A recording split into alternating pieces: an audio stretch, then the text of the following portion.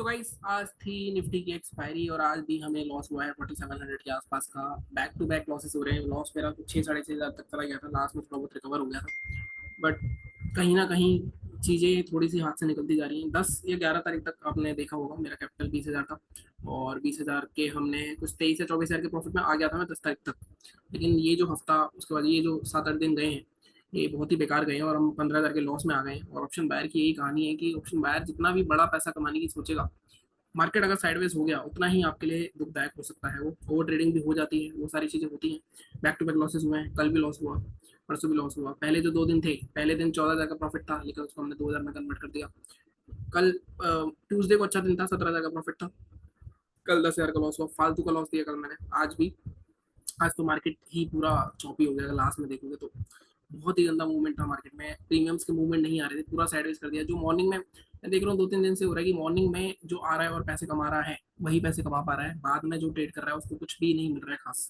तो ऐसा 2 दिन से हो रहा है। बैंक निफ्टी की एक्सपायरी में भी यही हुआ, इसमें भी यही हुआ। तो कहीं ना कहीं मार्केट में चीज़ें हाथ से निकल रही हैं।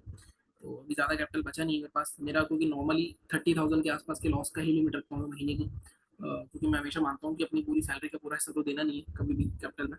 तो भी कुछ आई थिंक 22 हज़ार के आसपास लॉस में आ गया हूँ, तो 7 8 हज़ार ही बचे हैं पूरे महीने में ट्रेड करना है उससे।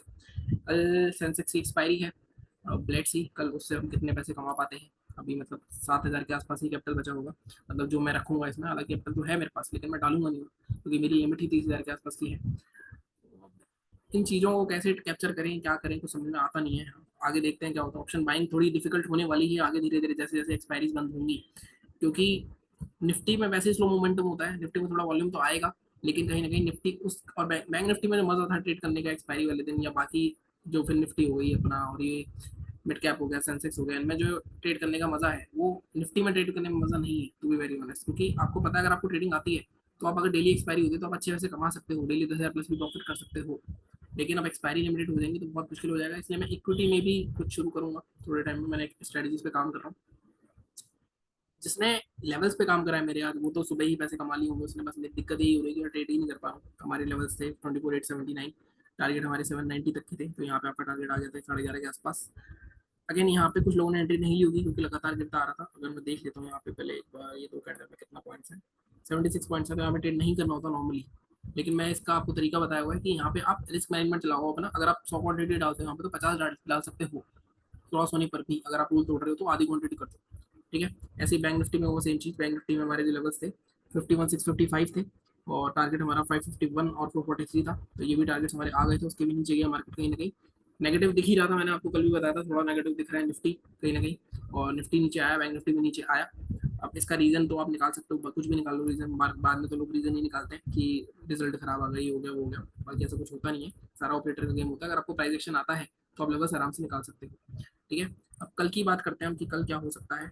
डिलीट करते हैं इसको। आज भी कुछ 1600 1700 प्रॉफिट में था पहले में, बट वो प्रॉफिट ये ना बड़ा नहीं हो पा रहा है। आज देखोगे अगर तो नॉर्मली, जैसे मैं आपको बार बार बोलता हूँ कि बहुत बार ऐसा होता है कि मार्केट में 50 EMA के नीचे आता है मार्केट, फिर उसको ऊपर निकल जाता है।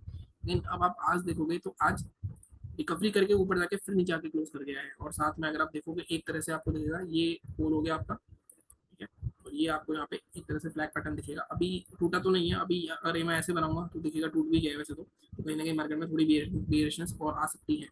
ग्लोबल मार्केट्स भी देख लेता हूँ एक बार, ग्लोबल मार्केट्स में क्या चल रहा है।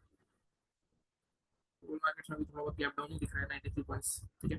तो कल की बात करते हैं हम, कल क्या हो सकता है। देखो सबसे पहले सेलिंग का लेवल निकालेंगे। अगर डेली चार्ट पर अगर आप देखो तो मेजर इंपॉर्टेंट सपोर्ट के आसपास खड़ा है मार्केट। कल मार्केट 51,000 तक आ सकता है इजीली, अगर मार्केट आज का लो तोड़ता है। आज का लो कितना है, आज का लो है आपका 51,150। तो अब यहाँ पे कुछ ज़्यादा कुछ मिलेगा नहीं आपको, to be very honest. Selling करने की बजाय हम यहाँ पे थोड़ा सा नीचे लेवल रखेंगे। हमें मेन सेलिंग मिलेगी आपकी 50,900 के, 50,900 के नीचे, ठीक है। मेन सेलिंग आपको 50,900 के नीचे मिलेगी। अगर यहाँ पे आपका लो ब्रेक होता है तो आप जा सकते हो ट्रेड के लिए। लॉर्ड 15 मिनट के चार्ट पे दिखाऊंगा मैं आपको, 15 मिनट के चार्ट पे ही चलते हैं। बाइंग तो अब जब आएगी, जब ये जो 2 3 दिन का मार्केट में सिस्टम बना है 52,000 के ऊपर ही बाइंग आएगी अब असली वाली, ठीक है। 15 मिनट के चार्ट पे चलते हैं। तो सेलिंग में जैसे जैसे मैंने कहा, यहाँ पे अगर आप जाओगे भी तो यहाँ पे एक बहुत स्ट्रॉन्ग सपोर्ट जोन है अगर आप देखोगे तो। इसलिए मैं बोल रहा हूँ आपको, जब तक ये नहीं टूटता तो सेलिंग करना रिस्क रहेगा। फिर भी थोड़े रिस्की लोग हैं वो 51-127 के ऊपर शॉर्ट कर सकते हैं।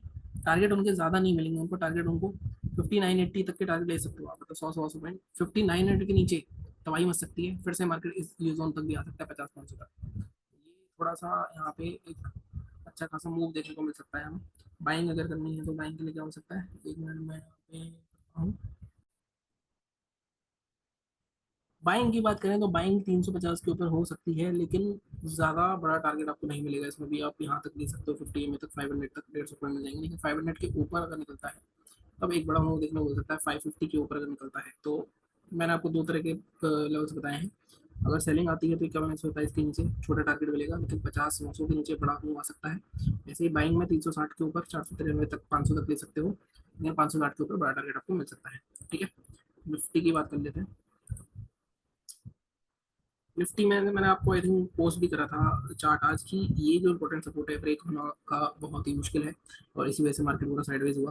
तो कहीं ना कहीं मार्केट में अभी सपोर्ट ब्रेक नहीं हुआ है। मैं काफी चैनल्स देख रहा हूँ, वहाँ पे लोग बोल रहे हैं कि मेजर सपोर्ट ब्रेक हो गया, मेजर सपोर्ट ब्रेक हो गया, तो कुछ हुआ नहीं है अभी। अगर मैं डेली चार्ट सबसे पहले चल के दिखाऊँ आपको,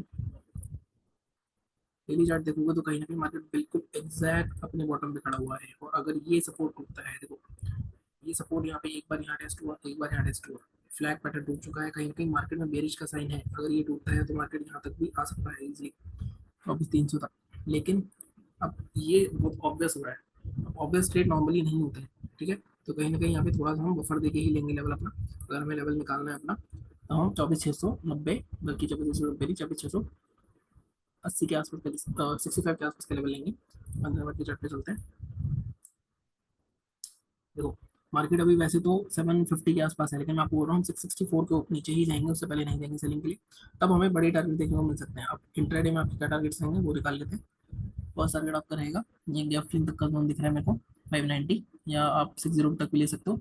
सेकंड टारगेट आपका अगर आता है तो 545 तक का, मतलब 500 तक का हर्डल तो बीच में आ सकता है। बड़े लेवल पे 350 से आ सकता है 2-3 दिन में। ठीक है, ये हुई हमारी सेलिंग की बात। बाइंग अगर आपको करनी है तो बाइंग के लिए, लेकिन बाइंग के लिए सबसे बेस्ट जोन तो यही आ रहा है 850-860 का। इससे पहले बाइंग आपको मैंने रिकमेंड करूँगा। इसके ऊपर निकलता है तो आप टारगेट ले सकते हो अपना 974 तक आ सकता है टारगेट वैसे आराम से। 920 आप फर्स्ट ले सकते हो, 920 ले सकते हो, 950 तक दूसरा टारगेट ले सकते हो। तो ये हमारी लेवल्स है। और कल मार्केट थोड़ा सा अच्छा मूव करे, साइडवेज ना हो सेकंड हाफ में, तो हम भी थोड़े पैसे कमाएं। या जैसा भी होगा, आपको टेलीग्राम चैनल ज्वाइन कर सकते हो, आप अपडेट कर जाओगे वहाँ पे। ठीक है, चैनल को सपोर्ट करते रहो, सब्सक्राइब करो। Thank you so much.